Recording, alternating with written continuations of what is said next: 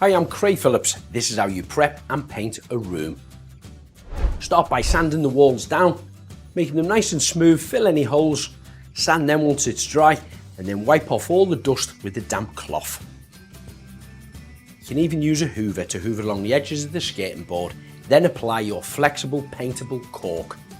Prepare your paint. This can be applied a number of different ways.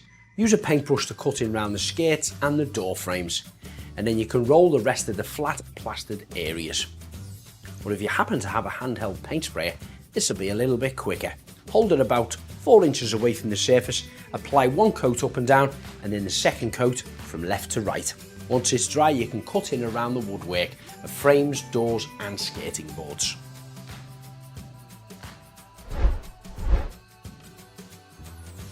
To see the full video, head over to our YouTube channel.